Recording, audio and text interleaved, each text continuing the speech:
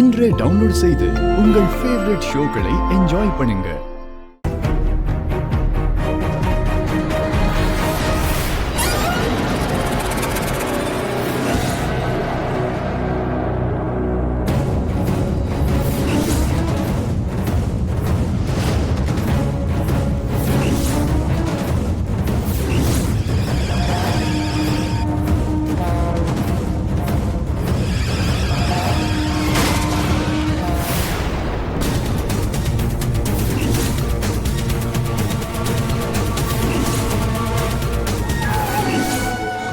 அப்படின்னா எனக்குள்ள துடிச்சிட்டு இருக்கிற இந்த இதயம் வாசுவோடதா?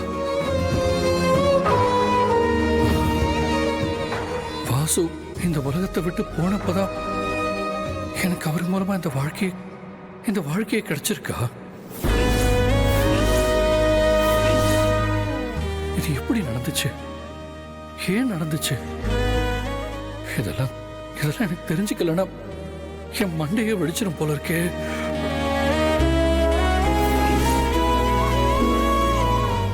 வாசுவோட இதயம் எனக்குள்ள இருக்கிறதுக்கும் பாரதி தான் யாருன்னு என்கிட்ட சொல்லாம மறைக்கிறதுக்கும் ஏதாவது சம்பந்தம் இருக்கா?